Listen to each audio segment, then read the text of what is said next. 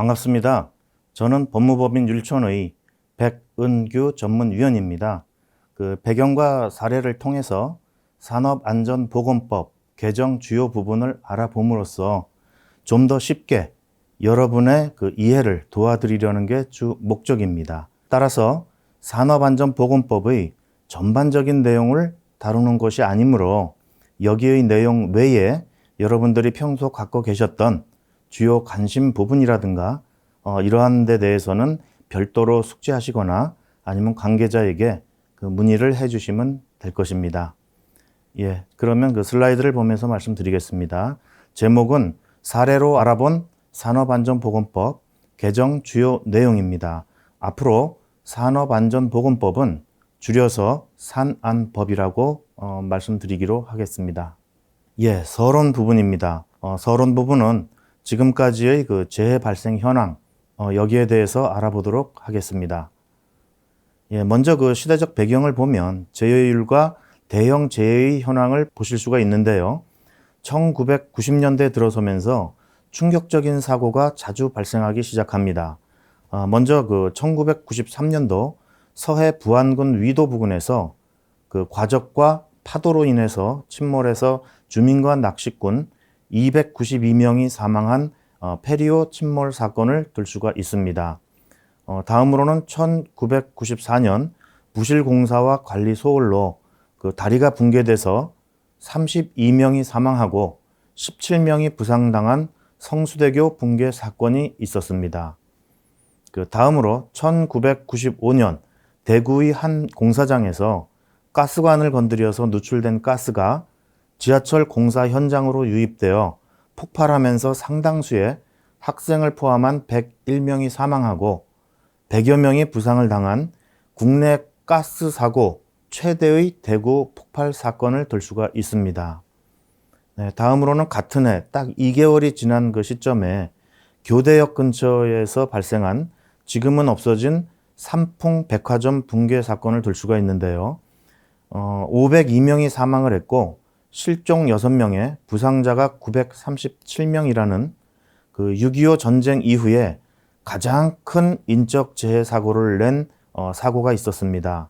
사망자 대부분이 고객과 직원이었으며 그 주요 원인은 무리한 증축 공사 때문이었습니다. 다음으로 1999년도 화성시 청소년 수련 시설인 시랜드에서 원인 미상의 화재로 유치원생이 대부분인 23명이 사망한 사건이 있었습니다. 이후에도 여러분들이 잘 알고 계시는 천안함 사건, 그리고 세월호 사건 이런 것이 있었으며 이럴 때마다 국민적인 공분과 큰 충격이 있었습니다. 여기서 생각해 봐야 할 점이 있는데요. 첫째로 사회적으로 큰 사고나 사건의 충격이 있을 때마다 국민의 안전의식은 향상이 되었고 사업장의 재해율도 감소하게 된 계기가 되었다는 것입니다. 두 번째로 그래프의 기울기에서 볼 수 있듯이 초기에는 급격한 재해율 하락이 있었지만 점차 완만한 추세를 보이고 있습니다. 이거는 모든 선진국들도 마찬가지입니다. 즉 다시 말해서 앞으로 재해 감소를 위해서는 많은 노력이 필요하다라는 걸 알 수가 있습니다. 그 다음에 또 한 가지, 그동안 사망과 부상을 포함한 재해율이 국가적인 지표로 사용되어져 왔습니다. 그런데 2015년에 선진국 수준인 0.5 이하를 달성했음에도 불구하고 사망자 수는 선진국의 2 내지 한 3배 정도로 여전히 높았다는 점에서 그 이후로는 사고 사망 만인율을 공식 재해 지표로 사용하기 시작했다는 점입니다. 다음은 연도별 사고 사망률 추이입니다. 2013년도까지 연간 사고 사망자가 1000명 이상이었던 것이 2014년 들어서면서 900명대로 감소하기 시작했습니다. 그 이유는 앞에서 말씀드렸던 바와 같이 세월호 사건과 같은 것이 국민들에게 큰 충격을 주었던 것이 계기가 되었을 것이다 라고 추정할 수가 있겠습니다. 이후에 2019년도에 다시 한번 800명대로 감소가 되는데 여기에는 과거 그 사망 발생일을 기준으로 하던 통계를 요양 승인일로 변경한 것도 있을 수 있겠지만 근본적으로 국민들의 그 안전 의식이 향상되었기 때문이다라고 생각해 볼 수 있겠습니다. 작년 2021년에는 통계 이래로 가장 낮은 828명이라는 사망자 수를 나타냈고 최대로 감소하였습니다. 언론에서는 사망사고가 나면은 대형 재해가 난 것처럼 집중 보도되고 있지만 사실 그래프에서 보시는 바와 같이 서서히 감소되고 있다라는 것을 알 수가 있습니다. 다만 2017년도 대통령 취임 시에 그 공약인 5년 내에 반감시키겠다라는 목표에 지금 미달하고 있고 또 주요 선진국에 비해서 사망자의 비중이 아직도 매우 높다라는 이러한 사실 때문에 더욱더 분발이 필요하다라고 할 수가 있겠습니다. 예, 다음은 산업안전보건법 그 개요에 대해서 알아보도록 하겠습니다. 산안법의 역사입니다. 초기에는 근로기준법 제6장에 안전보건 규정이 기술되어 있었습니다. 1981년도에 이르러서야 비로소 산안법이 별도로 제정이 되었고요. 이후에 35차례나 개정되어 오다가 2019년 1월 15일 전면 개정되었고 2020년 1월부터 시행이 되었습니다. 이로써 지금의 산안법 체계가 구축이 되었고요. 또 전면 개정 이후로도 지금까지 5차례 부분적인 개정이 실시되었습니다. 최종적인 부분 개정은 2021년 5월 18일이었습니다. 그 산안법의 개정 이유에 대해서 알아보면 근로자 보호 대상을 확대했고 또 보급인에 대한 안전보건 조치와 유해 위험 물질 관리를 강화했으며 또 체계적으로 법 제도를 정비하기 위해서 개정이 필요했었습니다. 그 산업안전보건법의 구성에 대해서 보시면 산안법은 기존에 9장으로 되어 있던 것이 총 12장으로 개정 구성되었습니다. 그 산안법은 175개의 그 조항과 시행령 119조항이 있으며 그 아래로 4개의 규칙이 있고 또 그 아래로 고시, 예규, 훈령, 기술 지침이 있습니다. 여기에는 없지만 실제 사업장에서 많이 활용되는 한국산업안전보건공단에서 제작한 코샤 가이드란 것이 있습니다. 따라서 여러분들이 개인적인 전문 자격증을 준비하시거나 사업장에서 매뉴얼, 절차서, 지침서 등의 규정을 작성하시고자 한다면 해당 분야의 하위 규정까지도 잘 알고 활용을 하셔야 될 것입니다. 다음은 산안법의 특징에 대해서 알아보겠습니다. 근로자를 유해 위험으로부터 보호한다는 것은 국가의 그 책무입니다.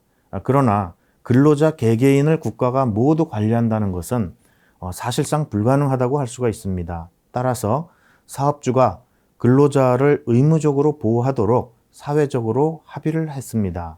산안법은 다른 법과는 달리 기술적인 사항이 매우 많다 보니 법학적으로 접근이 곤란하고 그 라이프 사이클도 좀 짧고 그러다 보니 지속적으로 업데이트하면서 복잡하고 다양해졌습니다. 결국 근로자에게는 보호할 수 있는 법이라고 할 수 있지만 사업주에게는 부담이 큰 법이다라고 할 수가 있을 것입니다. 예, 다음은 산안법의 총칙에 대해서 알아보겠습니다. 그 총칙 중에서도 주요한 그 앞부분만 살펴보기로 하겠습니다. 예, 우선 적용 범위입니다. 원칙은 모든 사업과 사업장에 적용된다라고 할 수가 있습니다. 다만 일부가 제외되는 경우가 있는데 이 부분은 다음 그 슬라이드에서 별표 1에 표시되어 있는 것을 알려드리도록 하겠습니다. 여기서 공기업과 그 지방자치단체, 지자체 여기에는 해당이 된다고 할 수 있겠습니다. 당연히. 그렇다면 국가는 어떻게 될 것인가? 예, 이거에 대해서는 다소 의문을 가질 수가 있는데요. 결론적으로 말하면 적용이 된다고 할 수 있습니다. 즉, 교육이나 체제에 있어서는 일부 미적용되는 부분이 있기는 하지만 유해 위험 조치를 해야 하는 안전보건상의 조치 부분에 있어서는 당연히 적용된다. 이러한 것이 고용노동부의 유권 해석이라고 할 수가 있겠습니다. 앞서 말씀드린 것과 같이 법 적용이 제외되는 그 내용입니다. 이 부분에 대해서 각 사업장에서는 전화로 문의를 하시는 경우가 종종 있습니다. 그러나 이거를 알려드리기에는 책임 문제가 따르고 또한 그 어느 업종이고 어느 사업인지는 사업주 자신이 가장 잘 알고 계실 것입니다. 따라서 스스로 판단하는 것이 원칙이다라고 할 수가 있겠습니다. 예, 다음은 정부의 책무입니다. 그 내용은 여기 기술된 내용을 보시면 아실 수 있을 것이고요. 다만 주요한 것이 용어입니다. 즉 그 용어 중에서 지원, 지도, 감독이라는 말이 나오고 있습니다. 즉 감독이라는 말은 법적이나 아니면 행정적으로 제재가 따른다는 의미이기 때문에 유념해서 보실 필요가 있습니다. 다음은 사업주의 의무입니다. 여기서 내용 중에서 가장 밑부분에 있는 벌칙 조항이 주요합니다. 즉 일반적인 예방 감독에서는 안전행위나 보건에서의 그 조치 위반 시에 5년 이하의 징역 또는 5천만 원 이하의 벌금이 적용된다라고 할 수가 있겠지만 사망 등 중대재해가 발생해서 확인해 본 결과 안전이나 보건상의 미조치에 따른 것이었다라고 한다면 이때는 7년 이하의 징역 또는 1억 원 이하의 벌금인 산안법상 최고의 구형량이 적용된다는 점을 명심할 필요가 있습니다. 예, 다음은 산안법 전면 개정 주요 내용에 대해서 알아보도록 하겠습니다. 예, 책임 주체 및 보호 대상 확대 그 중에서 위험에 노출되는 노무 제공자 보호라는 부분입니다. 보통 그 근로기준법상 근로자란 사업 또는 사업장에서 임금을 목적으로 근로를 제공하는 자라고 정의가 되어 있습니다. 그러나 현대에 와서는 과거의 근로자 개념이 아니고 특수 형태 노무자도 보호를 해줘야 될 필요성이 높아지고 있습니다. 따라서 근로자가 아닌 노무 제공자라는 그 용어로 변경을 해서 확대 적용하고 있습니다. 세부 종사자의 종류는 다음 자료에서 보기로 하겠습니다. 예, 다음은 그 내용에서 보실 수 있는 거는 특수 형태 근로 종사자의 종류를 제시하고 있습니다. 즉 우체국 보험 모집책, 대출 보험인, 그 다음에 그 신용카드 모집인, 방문 강사, 방문 점검원, 택배 사업, 집화 또는 배송 업무자, 대리운전, 가전제품 설치 및 수리원, 건설기계 차주, 화물 차주, 그 밖에 노무 제공 소프트웨어 기술자, 골프장 캐디, 이러한 그 업종이나 그 종사자들이 해당된다고 할 수 있겠습니다. 같은 맥락으로 위험에서 수익을 얻는 자의 책임이 확대되었다라고 할 수가 있겠습니다. 가맹 점수가 200개가 넘는 가맹본부는 가맹점에 설치 공급하는 설비, 기계, 원자재, 상품 등에 대해서도 안전보건 정보를 제공하고 교육하도록 규정을 강화했습니다. 다음은 그 배경 사례입니다. 택배 기사는 연말 연시라든가 명절 등에 무척 바쁘고 사망 사고도 많다라는 그 뉴스 내용입니다. 다음의 사례는 그 택배 기사나 캐디 등 특수 고용직 종사자도 산안법의 보호뿐만이 아니고 산재보험 혜택도 받도록 의무화한다는 그 내용의 기사입니다. 예, 다음은 그 올해 4월 기사인데요. 배달 기사의 잇따른 그 사망 사고와 안전교육 부실함을 지적하고 있습니다. 신호 위반 등 교통법규 위반이 매년 급증하고 있음을 보도 내용에서 알 수가 있습니다.